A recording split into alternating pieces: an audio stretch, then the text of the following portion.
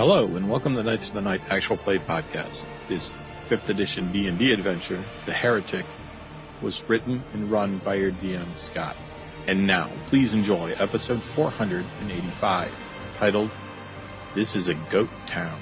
Actual play begins immediately. Hi, I'm your DM, Scott, for this D&D 5e adventure, The Heretic.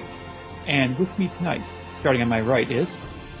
I'm Tom. I'm playing Alder Rusha, a human male cleric of Amira, who is actually now a level 2 rogue. Hi, I'm Mike, and I'm playing Marduk, a male half-orc fighter, graduate of the Academy, and new Fist of Amira, and a freshly minted Eldritch Knight. I am Jim, playing Grodor, a hobgoblin warlock and one of the tired fists of Amira, always searching for truth, knowledge, and, at the moment, the next fun city. I'm John, playing Melody, a female human cleric, third of the Exemplar family. I'm an ex-ambassador turned political operative. I'm Thomas. I'll be playing Gabrielle de Angelis. She's a female human paladin and a holy fist of Amira, who, unbeknownst to herself, has made the first step on her path to choosing her oath. All right. Where we left off last week was the Fist of Amira had come upon a clearing in the woods just outside of Copshire, where they found a young boy, Owen Sundarrow, who had summoned a devil, a goat-like being, a humanoid, that seemed to be terrorizing the village. There was a quick, decisive battle where the heroes brought their light and their weapons to bear, and through a flurry of blows, drove him back to the Nine Hells. After the battle was over, the town luminaries showed up at the clearing. Merrick Plumbottom, the pillar and the watchlord of the town, and Guy Ledstrom, the Exemplar, who also happened to be the Archon, who is the judicial leader of the town. They came and heard what had happened with young Owen and had to decide a fate. And at this point, the heroes had all decided that, for the most part, they wanted to see Owen not punished, that he was young and he was trying to save his family and he was worried about the upcoming war and didn't know the full consequences of the actions he was taking. Through an impressive speech by Gabrielle, they were able to convince Guy not to put the onus of death upon Owen for summoning an infernal being. Guy decided to take Owen to the capital of Temerity to study magic. The heroes then gathered their belongings and stumbled back to the inn to try and get some rest before resuming their path along the road to the town of Heretsk. And that's where we left off. You all were in your various bedrooms getting a good night of sleep. Does anyone want to do anything overnight that needs to be taken care of? Or is everyone just crashing out and taking a long rest? We got that grimoire. Yes. And I have a locked chest. I'd like to put it in there. Permission of, I think, Grodor was the one who grabbed it. I don't want anyone else in the town getting a hold of this. Yeah, I definitely keep it under lock and key. I may be wanting to check that out a little bit more later. And when you say you're putting it under lock and key, Melody, are you talking about the package that you're carrying, or? I brought a locked chest with me for my supplies, the things that aren't on my person at all times. I think I have my writ of nobility in there and such alike, but this is going to join those things, and yes, it will be a shared library. I can unlock it for you, Grodor, later. Excellent. Anyone else want to do anything before taking a long rest? Grodor's all good. Okay. The long rest takes place, so everyone can go ahead and heal all their hit points. I don't believe anyone's ever spent hit dice to heal, because the battles have been few and far between on the road. So you don't need to worry about getting your hit dice back as far as that healing process goes. All the magic users, whether it be divine or arcane, can get their spell slots back. Yeah, that's probably when Grodor is going to be doing a lot of his leveling up. Probably taking an extra long time before he goes to bed to do that, because I really revamped a lot of his spells and change things and move things around. Okay. Marduk will commune and consult with the stones and explore the eldritch awakening of his knighthood here. So I was down 3 hit points. Am I not down 3 hit points now? You are not down 3 hit points now. After a long rest, you are completely healed of all hit points. Alder spends some time praying to Amira and gets frustrated because it doesn't work, and he ends up having to use the soul gem and retrieving spell power from there instead, because it doesn't seem that Amira's answering. She is not. Since the long rest is 8 hours, and you got to bed close to 3 o'clock in the morning after the night's battle and conversations afterwards, you all don't get downstairs until close to lunchtime. The wind whistle is pretty busy for a small village inn. It's got 15 to 20 people grabbing lunch, all local individuals, farmers and woodworkers and cattle herders and just a bunch of good common folk, halfling and half-elf and human, some half-orcs mixed in as well, some hobgoblins, very rare, 1 or 2. Do you eat before setting off on your way? Do you have a good lunch, or do you just do trail rations and get on the south way as quickly as possible? Marduk wishes to take advantage of local food instead of trail rations. Not a bad idea. All right. Going to argue for haste, but I've been outvoted. A good lunch, some stout ale, probably 5 silver for each of you. Mm-hmm. On second thought, perhaps haste is the better choice. You cheapskate. I'll pay It's for not a breakfast. question of cheap. It's not a question of being cheap. It's a question of I don't have a lot of money. Yeah. I'll pay for breakfast. Don't worry. Okay. 3 gold. Okay, that's easy enough. I think. I do vote for us not stopping in any other towns after this one, Yeah. unless absolutely necessary, because these delays are going to hurt us. I think if it was really necessary, clearly, Amira's people are just fine going out of their way to bring it to our attention. I'm assuming we're having this conversation during lunch, and I absolutely agree with you, Gabrielle. The fact is, if we had not been here to help, that could have been quite tragic. And my point is, are we going somewhere that we have a deadline here, that if we're late, bad things happen? I'm sure we don't want to take forever. There were hints that people knew about our errand even before we did.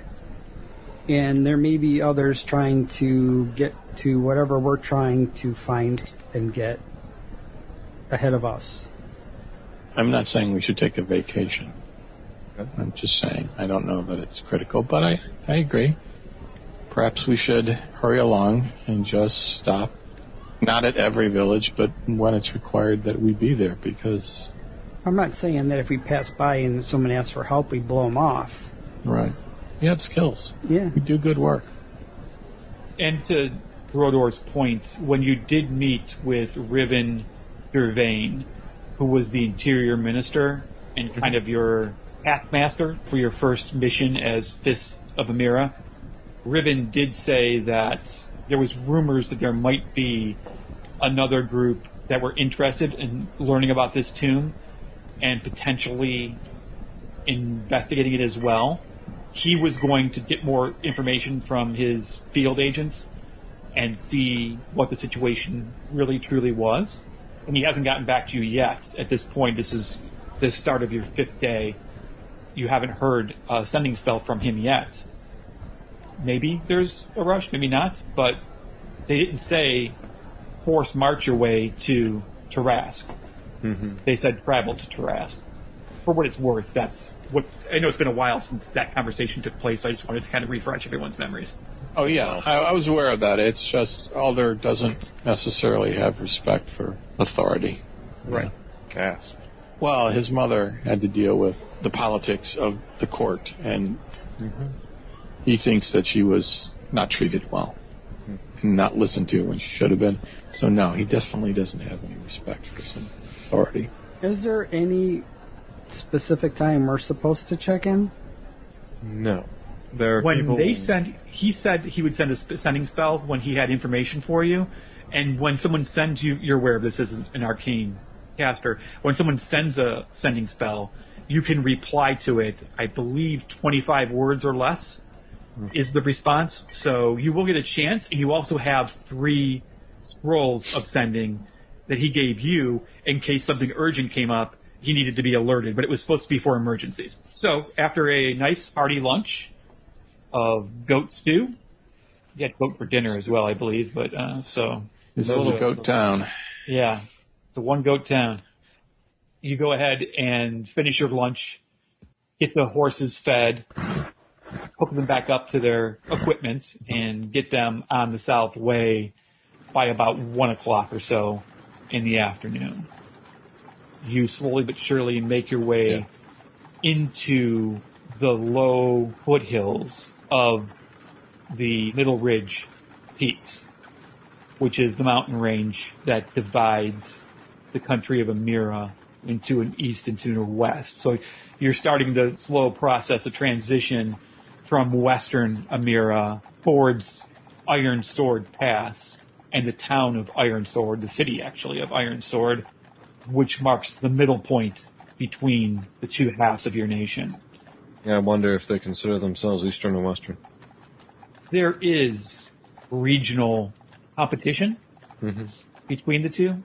You, Gabrielle, having never, I don't think, left Western Amira, have a decidedly Western point of view. And that's Harrow's Gate in the north has never fell and has protected Western Amira and this capital city of Temerity and the rest of Western Amira. The city of Iron Sword has never fallen. Many battles have been fought upon the doorstep of Iron Sword Pass in the city of Iron Sword, and that has never fallen. So there's a pride that comes with growing up in Western Amira that afflicts some of the population.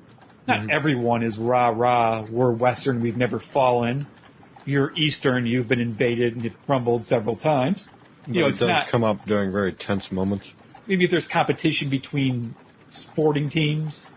Or a political dust-up. Very much so. There's conversations there as well in that arena. So there's competition between Western Amira and Eastern Amira. And given that it's never fallen, Iron Sword probably considers itself Western. Absolutely considers itself Western. It's a city where the breakdown of Western Amira and Eastern Amira is most pronounced. Because the western side of town falls in Western Amira, and the eastern side of the town kind of falls towards Eastern Amira, although the town itself rests right at the cusp of the two regions. There's a dynamic where any type of sporting event, any type of political disagreement, there's an east side, west side in Iron Sword, where if you've been there, and people such as Marduk and Grodor and Mel have all been there, it's a very jingoistic town. And the reason being that Iron Sword Pass is virtually the only pass between the mountain range that runs and cuts through east and west. That runs north-south through the country, dividing it into eastern and western half. There are a total of 2 passes of any significance, and that is Iron Sword Pass in the south and Harrow's Gate in the north, leading to the country of Ascentia. Those 2 have never fallen, and because of that, Temerity, your capital, and the holiest shrine to the goddess Amira has never fallen as well. So as you make your way through the foothills, you can see in the distance the blue-purple mountains of the Middle Ridge Peaks. They're in a distance still, but you're entering the foothills now, and you're definitely going uphill during day 5's travels. You're passing small villages here and there. You know what we should have done? Is cover? We definitely should have hired a tour guide. There are like some fancy nobles getting our learning on about the countryside before the war breaks out, while it's still safe. Well, Grodor, Marduk, you guys know this area, right? And also Melody, right? A little bit. I mean, among my people, we find this area particularly funny. Funny? They're hilarious. Get it? Hill areas? Gabrielle chuckles and snorts and then breaks out laughing, which I can't accurately recreate because I do not find puns funny. That's quite right, but she thought the pun was good. So how far are those mountains? Because they certainly look pretty close. But they also look really big, so you guys might know better. And how many days is it going to take us to get there? Just a day? I'm asking Marduk. Right. If we follow the roads and make good time, then obviously we'll get there faster. But if we're going to think that we're going to be encountering troop movements, or if we want to not be as visible, then we're going to have to strike off the main paths and roads, and obviously that's going to slow us down. We can get through the wilderness or through some of our tracking a little bit, but unless Grodor or Melody has knowledge that my knowledge is a little obsolete for this area. Things are a lot different from what I remember. Right. And really, our only choice right now, at least on this side, is to go through the Iron Sword Pass. Yeah. Because it would be we'd have to abandon the wagons to get through the mountains. And Well, I'm quite sure there's a lot of people that travel through here, being it's the only road, so it won't be too much of an issue with us. But it's fair to say that will increase our visibility and may increase or will increase our risk. Easier to hide in a crowd, though. True, but we kind of stand out, and we are wearing uniforms of Fist of Amira, so we may need to... Oh. No, I don't think we are. We have the medallions. Yeah. I don't think there is a uniform besides the medallion. Like, the equipment of the average Fist of Amira is like whatever they choose to wear. So we're not going to keep running around announcing we're the Fists of Amira here to save the world? Well, we're not supposed to. Right. I will attempt to refrain from igniting my spirit every given moment. But it's so impressive. I know. I love it so much. Just need to show it off. She's hiding a grin behind her hand. We can use the same trick we did in Copshire, that I am traveling back home. These are my cards and caravan master, whoever chooses to be that role. I'm not going to put you guys in boxes, but... I'll be the caravan master. He put himself in a box. Right. The specifics don't matter, but the story, I think, is easy enough to tell. I'm known to a couple people in Iron Sword Pass, and I think I can use that to shield the rest of you folks from scrutiny. It's appreciated, Melody. All right. Protect me. I mean, in a fight, you'd be protecting me, but this is a matter of identity. And I've got one here, so... Shield me with your powerful identity, Melody. And I'll shield you in battle. Well, day 5 is relatively, so far at least, uneventful as you pass through the mid-afternoon and the shadows start to get long as you work your way through late afternoon. You see what looks to be farms of the plains switching into vineyards as you work your way into the hills. You see signs for wineries. You pass small villages and hamlets that are driven by the wine trade. You see a lot of businesses that revolve around that, a lot of storefronts selling wine in these small villages. You can look up into the hills and see the vineyards. You can see the chateaus. It's a different feel as you're entering into the foothills of the mountains. As it gets to be somewhere close to a stopping time, maybe for dinner, some road rations, or maybe you push your way through that, I don't know, and decide to eat just as you're traveling because there's no need to really stop and you're trying to make up for some lost time because you're falling behind a bit. Marduk is content to press on unless there's a need by others to slow down or to stop for the night. Okay. Well, you are the caravan master, so... True. Just as an observation, whether it's Alder or Mel, I just was thinking about the goat devil. And I'm just wondering aloud if we didn't really kill the devil, we banished it back to its plane. So I'm just wondering, is this something that have we earned an enemy, or will that be 100 years before it returns? It's the second thing we've sent back to the other side. Yeah, but those red caps were supposed to return. This devil, well, they were supposed to come here. They were brought here by the correct means. A summoning could inspire some...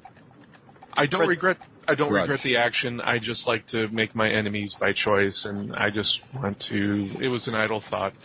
I think as a Fist of Amira, this will not be the last devil you make an enemy of. Fair enough.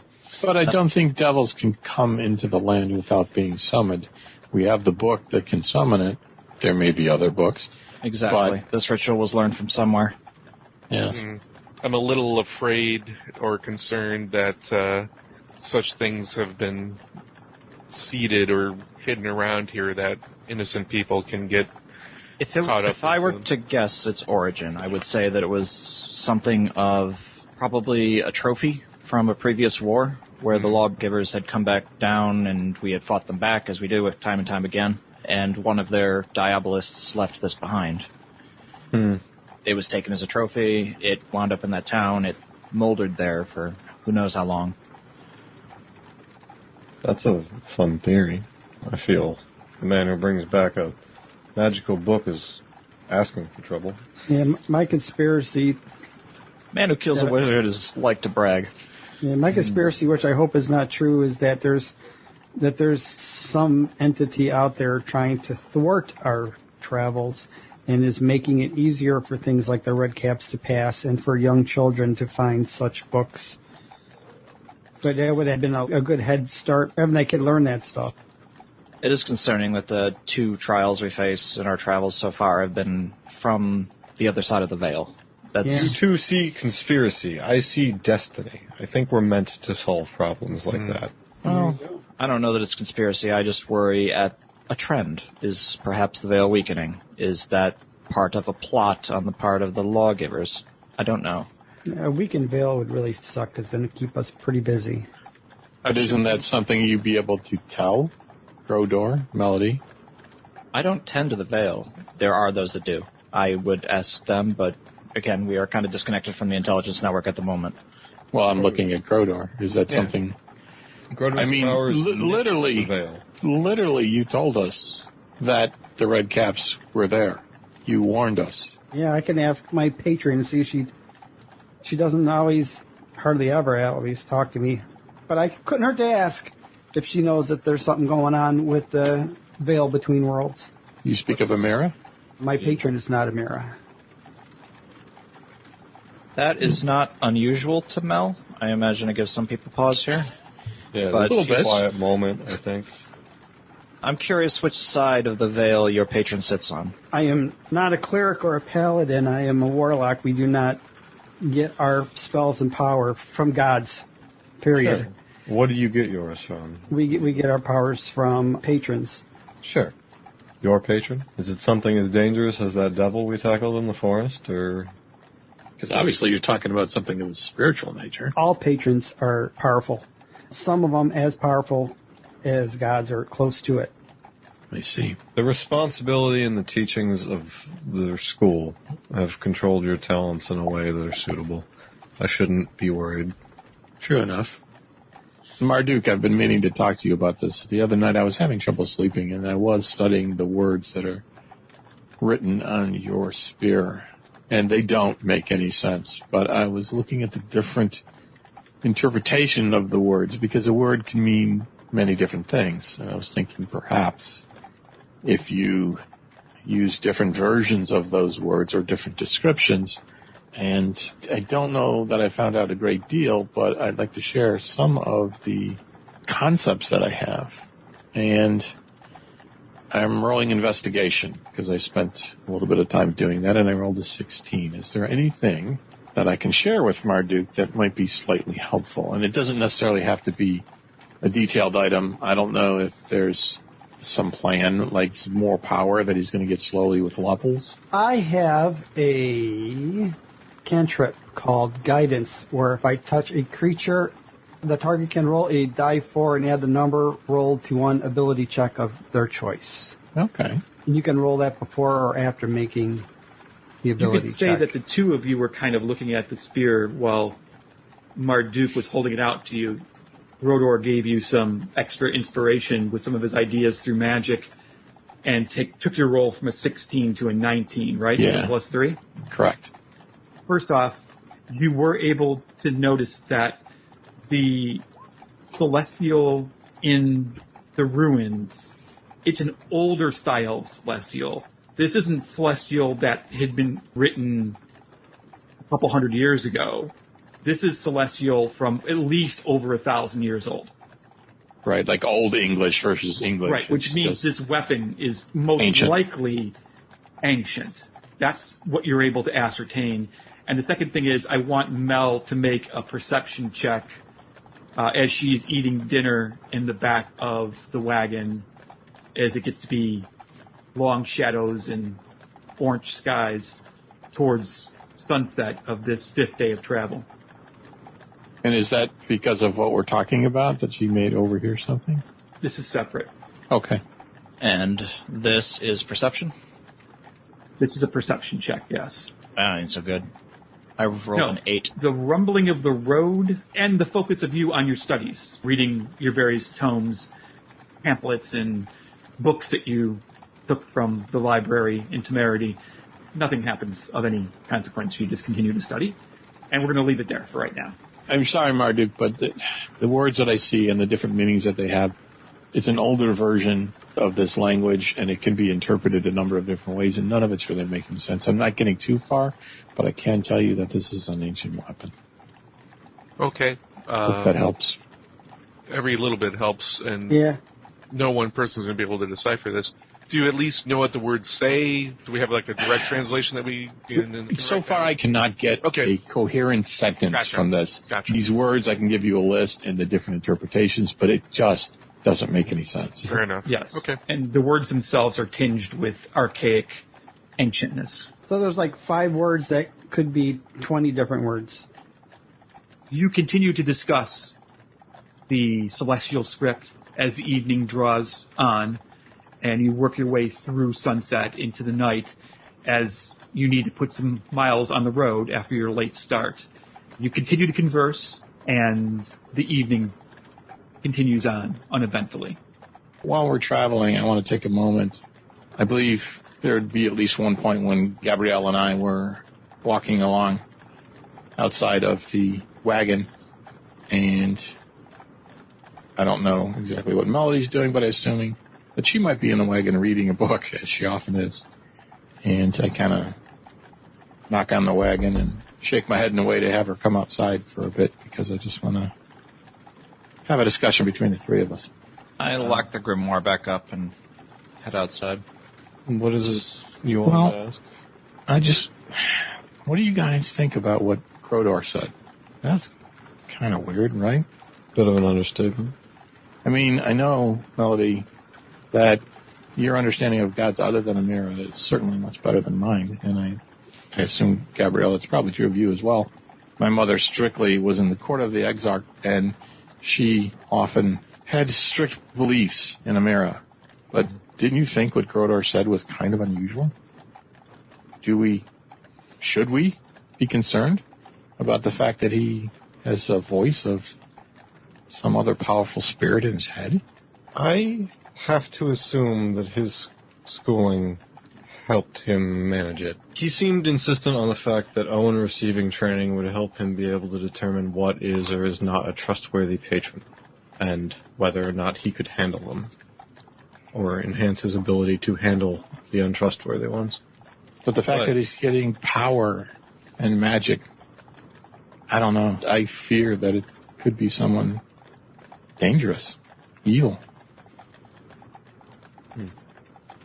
There are a lot of sources of magic, non-Amiran, that we have allied ourselves with in the past in the fight against the lawgivers. I don't know his patron. I'd like to, so that we can make that judgment. You're not wrong in that there are dangerous folks out there, even especially across the Vale. That seems like all we've seen lately. So, I don't think it's a bad idea to keep an eye on them, but I have made do with a lot of folks with varying beliefs in my travels. Kind of have to when you go outside of the nation. But isn't Amira the original god? And didn't everyone come from Amira? Yes. All the humans, yes. All the gods second hand. What do you mean second hand? Through her She did not actions make the they came gods. to be? No. So some people that were evil in nature could have borrowed some of Amira's power and instilled it into an evil god? Something like that, more or less, but not just evil gods. In West Cauldron, they have the daughter of Amira, Braylo, they claim. It's a heresy, but point is that they see us as cousins. There's a shared belief that is not innately hostile. Okay. I'm still stuck on Amira didn't create all the other gods. What did? The peoples of this world, their beliefs were shattered when they were no longer controlled. They came up with a million different stories as to how the world came to be. And So you're suggesting Amira put out a pool of power, and that power was focused or pulled to a large group of people believing in a certain thing. I don't understand it that way. It sounded like Melody was saying that the second we were allowed to choose what we believed in, it shattered her. I'm not sure ultimate which power. way it broke. She may have been playing puppets with us, with the giant demons down below in the Nine Hells, and then we just merely switched allegiances when we were no longer puppets. And she gave free will to everyone. They may have chosen to worship other creations of hers, but in some way she had a struggle when it came to the Ruin Lords. It was not like just smack down her puppets. There was something lost that it had to become a fight. So I think it's a mixture of the two, perhaps. Like, these creatures may have existed and then gained power when she gave everyone free will. I don't know. I can't deny that Grodor has mentioned this twice now. And one of the times, it actually helped you, Mel, and Brother Byron, as it woke us up and let us know that something was wrong, and we ran and we helped you. But what happened in that village, some of it was a little scary, and he seemed to have a little bit too much connection with that demonic goat thing. It just worries me. What connection did you see between him and the goat? He was just too familiar with that book, and he understood things that, to me, indicated that he had potentially dealt with them before. Well, I told you the story of how it may have come to be there. I think You and I told are the story studies. of how it may have come to be there. You and he both found it at the same time. I believe Elder's implying he could have left it there. Okay, that's an option. I don't know. All right. Thanks. I think enough has been talked about, and I know to keep an eye on him. If you want to keep talking about the other heresies, that's just fine. Well, no, I mean, I spent much of my youth with both of you, and I know and trust Melody. Where Grodor is someone I met at the academy. I didn't know him before, and some of his actions seem... And that's the only reason I wanted to talk to Melody. To get her opinion on what she thought was the best way to deal with this. That's all. All right, then, Mel. Final words on it? Be suspicious is all I've got so far. I'm good at that. I spent my life in Tarask for the most part, growing up anyway. I spent a large portion of time in Vellum studying before I came to the academy, and in Tarask I met people who would worship all sorts of things, coming and going from the roving wilds, and some of the Orcish heresies, and the Goblinoids bring their own thing in. And in Vellum there's records of those folks living in this region before we even settled. But yes, sometimes there will be things left in the lands we've settled that are less than aligned with Amira. So I think the caution is correct, but I don't really have a reason to mistrust him yet. He just seems to be a step ahead of me in regard to where this book may have originated from, and that's his own life path. He's working for Amira now. I trust him. Yeah, but that's my question, is he? He went through the same trials we did. I trust his dedication. All right. I'll try to trust him more. Now, thank you for your advice. I'm sticking with distrust. Anything beyond the veil is there for a reason, even the good things. I don't like picking away at its influence and bringing it here, but he hasn't done anything actively harmful. Well, you should bring that up with the High Exarch. High Exarch was the chief correspondence with the angels. And they are then the it other stopped, side of the veil. Didn't it? Yeah, about that. Mm-hmm. I don't think I was very friendly with him. That's fine. Because I do wonder about that. The fact that he still feels he has a great deal of power because he is the voice of Amira, and yet he cannot hear her. And he's heard her for years. Oh, and we know how that works. Yeah, it gives you a sense of who people are, and she pushes you on the shoulder. You're a pushy bastard, but I know I can be. that beyond that, it's because you care about us and yours. I do. And I know that because I've known you for years. Other people may just take it as a mark against you. Being able to talk to Amira for longer than any of us have been alive surely gave him some sense of what she'd want, more than us. And she seems kind of final about that. I just think we should look for her influence elsewhere as well. If some sort of ally is offering a hand, I'm not going to turn it away. And I'm just going to try to not be critical of Grodor as much, but okay. I agree with both of you. Thank you for your input. It's one of your turns in the wagon. I'll take up the next walk. Tell me what you read in the book. Alder can take a break. Yeah, I'll take a rest. Talk to you ladies later. And I step into the wagon. And I'm sure we just continue on our voyage. So the road leads ever upward as you travel through the foothills of the Middle Ridge Peaks. Sunlight is definitely at a premium at this point. You got a late start to the day, and it's been a long day of travel. You've traveled pretty close to 8 hours at this point, which is the typical amount of travel for a day. 3 miles an hour, 8 hours, total of 24 miles for the day. So it's coming around time to find or make camp. There doesn't seem to be any villages nearby like there had been the last couple of nights where every night when you were rolling to a stop, there was a village there for you to find refuge in for the night. This night looks like you're going to be in those foothills pretty much alone. You're saying that we're heading upward. We're definitely along a road.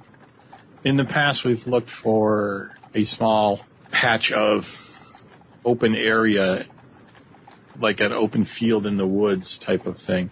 And here, we're probably looking for something that's a little flat so we could set up camp, have the wagon not roll down a hill. Yeah. Is there anything that we see that is a small, circular, off-the-road thing where we can set up camp and not have people coming through if they're traveling on the road at night? I would think preferably we're looking for something with a little bit of cover, but yet around it a good enough view to make sure we know if someone's coming up on us. Okay. Taking those two ideas into consideration, you come upon the peak of, it's hill after hill after hill, each one a little bit larger than the one that preceded it. You come to the crest of a small hill. Off to the side of the road, there's decent-sized copse of trees, a little wood that you can pull close to kind of get you a little bit off the beaten path and give you some shelter if you want to. Does that sound like something that would match your needs? Yes, I think so. Then that's where you'll set up camp for the night. Describe to me what's happening as the last flicks of light disappear from the sky, and now it's just streaked a dark blue as you make camp. For Marduk's point, he will feed, water, and otherwise take care of the horses. When he's done with that, he will help either set a watch or set a fire. Actually, do we want to set a fire? Do we want to kind of keep it cold or? It's probably in the mid-50s as you're getting a little higher up in the hills during the evenings and night times. It's still pretty temperate, but it is chillier than what you're used to back in Temerity. Then we'll we'll dig a little fire pit and keep it low profile. So what's the situation of this area here? My thought process would be, do we want to be behind the wagon, away from the road, or I want something to have our back? Is this path becoming thinner and thinner where it's almost our valley that we're traveling through? In western Amira, the roads tend to be well kept. Mm-hmm. So you've still got a brick road that leads back to civilization in the capital of Temerity. You have a situation where danger could come from the road, although you've passed Soul Guard patrols that have been in this area, so there's a little bit of protection as far as the guardsmen go. But things could come from the hills as well, because the hills lead to the mountains, and the mountains have creatures in them. So theoretically, better choice would be facing towards the hills. Right, so we have the wagon that's blocking our back. It's in between us and the road, the wagon. Okay. We're facing towards where creatures would be coming rather than people. Okay. I guess. And the watch, what we've done in the past is have those that can see in the dark, have a couple shifts at the night, and then as it's starting to get lighter in daylight, the less talented night vision humans take watches. Okay. Marduk takes care of the horses. Everyone else kind of mills about getting themselves situated. Gathering firewood, putting up a hammock to sleep on. Right. And then a little while later, Marduk comes and lights the fire from the wood that was scavenged by some other individuals. Gabrielle set to digging the fire pit while he was good. So Gabrielle takes care of that. You have no venison left at this point. You really are on trail rations as far as dinner goes. Mm. It's a nice warm fire. It's a nice coolish evening. There doesn't seem to be any travel on the road that you can see. Park isn't blocking you completely from seeing the road and what's traveling. Right, it's covering our back, but we can see to the left and right what's coming down the road in either direction. Definitely. Sounds good. Okay. Mel, you haven't told me what you're doing. I think you're the only one that I haven't heard from yet. I can volunteer for first watch. Since I failed the spot check, I just want to be up for the first bit.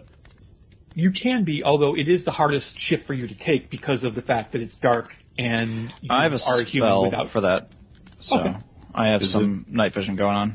Oh, okay. If we each do 2 hours, it's a total of 5, 10. So everyone will have 8 hours of rest, 2-hour shift. First watch will be Mel. After dinner and some light conversation, where's everyone sleeping?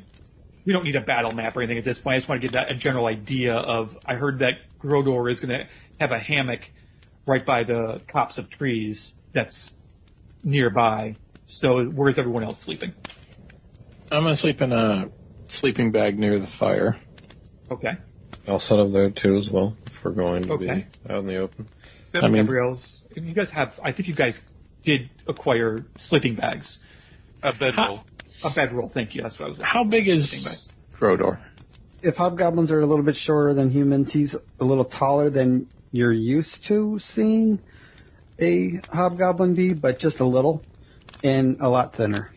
My reason for asking is we have a wagon, and I was wondering if you could put the hammock in the wagon across the back of it or something, so you're not far away near the woods where we don't know what the hell's in the woods. Type of thing. Yeah, I was picturing our camp being like in the woods or right next to the trees. Like, just to make it simple for everyone, the trees will be close to the road. So Grodor can be in a hammock on the trees without being more than 10, 15 feet away from the campfire itself.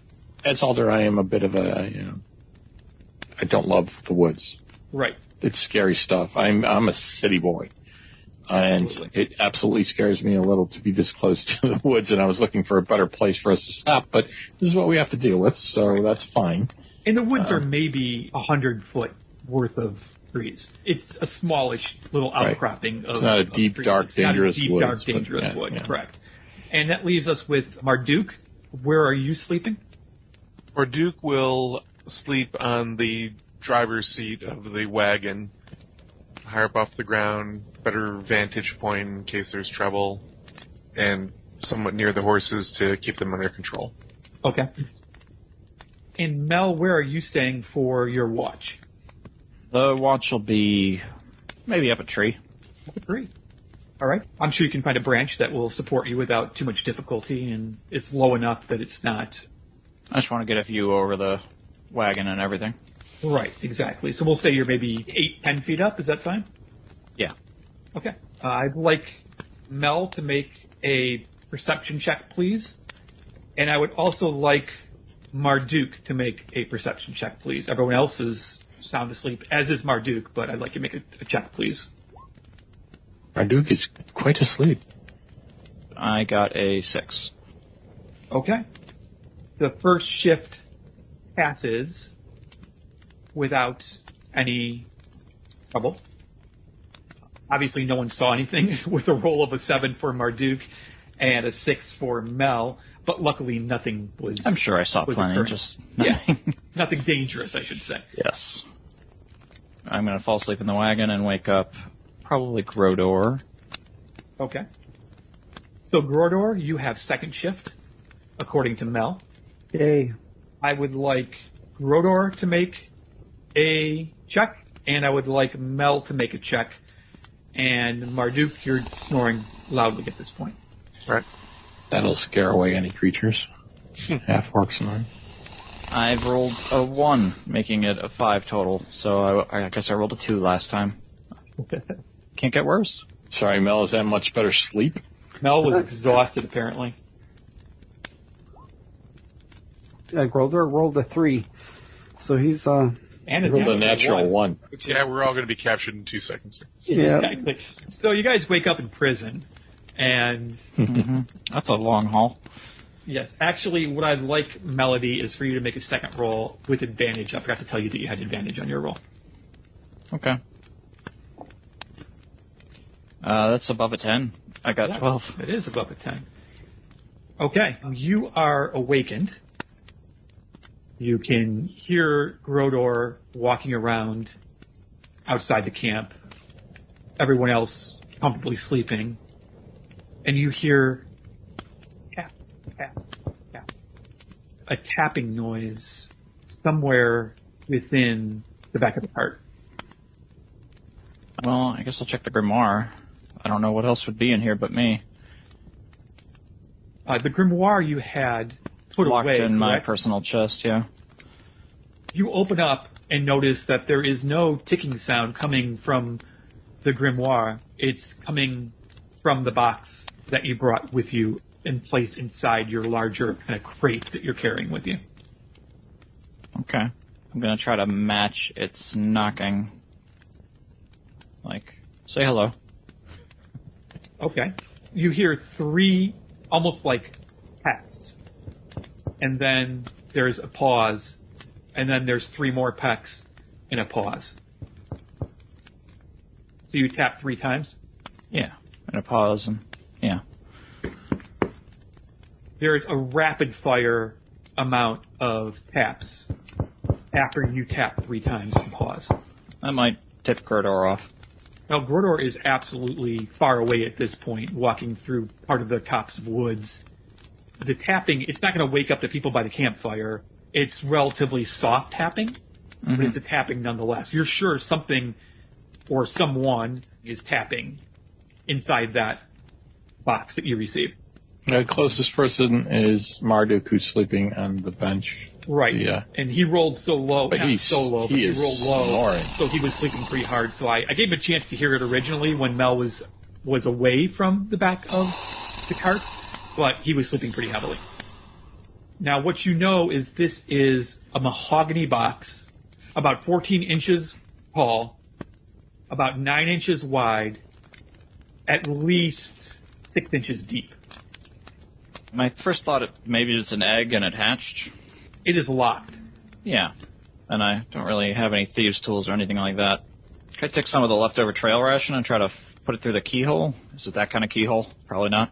No, it's very tiny. The keyhole is like almost for like a key that's sized very small. It's almost like not a toy, but just a really fine key that would fit in there that was not given to you.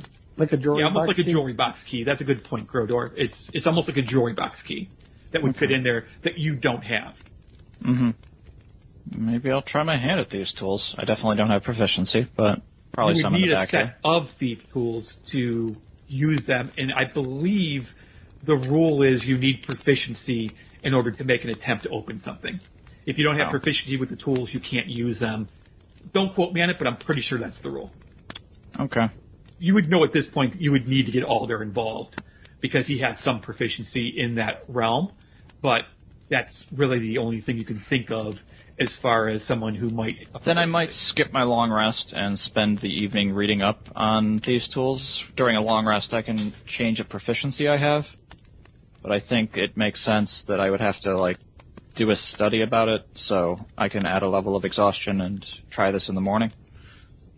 I'm not sure you get a level of exhaustion. I think you just don't get all your spell slots back if you're a magic user, and you don't heal if you were wounded. And you don't get half your hit dice back if you spent hit dice during certain points of I want there to be some mechanical representation of this, and I am not damaged, and I have all my magic back, so... If you want to be exhausted, we can certainly make you exhausted. It's not let's have that be something people could notice. Where is this taking place? Are you going to meditate somewhere? Are you putting it back away and closing it up inside your chest that you carry with you? I think I'm covering it with my, sleeping gear so that it's muffled, and just staying up all night with the tinker tools, with the thieves' tools, and a small reference book I have on them, of a general reference book that is not as detailed as I would like it to be, which is why it takes so long. Okay. That book you need to be able to read, and it's very dark inside the cart. Oh, yeah. Can Are you you going not to read with magical night vision stuff going on? Or is it too infravision to read a book? Yeah, I would say it would be pretty tough. You'd probably need to be by the campfire, I would guess. I think then I'll move out and say hi to Grodor and start reading by the thing. He can ask what's up. When you come out of the cart and you make your way to the fire and say hello to Grodor, who at that point was in the small woods. I was gathering extra firewood. Yeah, exactly. There's nothing going on. You know there's nothing going on. Val, make another perception check, please. Sure. That one's a 20. See, it's getting better all the time. Yeah, it is getting better all the time. It's probably around 1:30 in the morning. Mm-hmm. And you noticed that to the east, so the way you're traveling, you just happen to look to the east, down the path, the south way that you guys were traveling on, and maybe 2 or 3 hills in the distance, you see the glow of a fire. Make a survival check really quick, please. All right. A 10. That's just what you needed. This isn't a campfire. You've been outdoors enough to know that this isn't necessarily... A campfire wouldn't make that type of glow several hills away. It has to be more of a bonfire or something on fire. Something structural. There's something going on. So what do you do?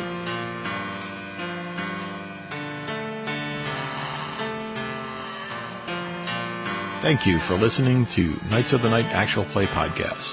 If you'd like to send us a question, comment, or feedback, you can reach us in a number of ways, including Twitter at KOTN_podcast or by emailing us at feedback@KOTNpodcast.com. And don't forget the iTunes reviews. We also have a Facebook page which can be found at facebook.com/KOTN.podcast. While on Facebook, you can join like-minded folks at our fan page at facebook.com/groups/KOTNfan. And lastly, there's our blog at KOTNpodcast.com, where there's an Amazon link on the right-hand side. For those of you who'd like a more steady way to help us pay the bills, or if you live outside the U.S., you can help by donating to our Patreon page at patreon.com/KOTN. And please remember to join us next week for more mystery and adventure.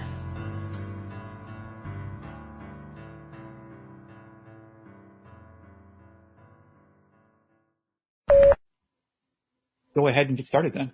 We are... It shows that we're recording, right? Yes, it shows that. I just started recording, so it should be. Yeah, we're recording. Emphatic. Yeah, I was looking for a word that I can't quite seem to wrap my tongue around right now. But emphatic is good. It works. They are absolutely... Get it, hill areas?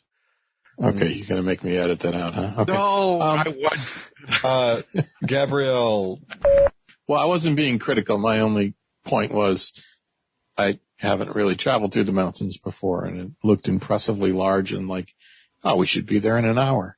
That's what you keep saying. We're talking hour. days before we get through it. So, yeah, Alder's a bit impressed by these humongous mountains. No problem, Switzerland. All right, it's your time in the. That's an odd character thing if ever I heard. Actually, right. Is there a nation that fits that? Switzerland. Maybe Essentia, who sits in the middle between us and the lawgivers. That's kind of more like Poland. Yeah, it's a little more Polandy. It's the doorway with the between tanks them. marching over. We'll cut it out, and I'll ask Scott about it later so I can make that joke. Okay. Yeah. Other possible titles for this episode available for voting on the Facebook fan page were Less Talented Night Vision Humans. Shield me with your powerful identity. That will scare away creatures. A half-orc snoring. My patron is not a mirror. That's a fun theory. And we are all going to be captured in 2 seconds.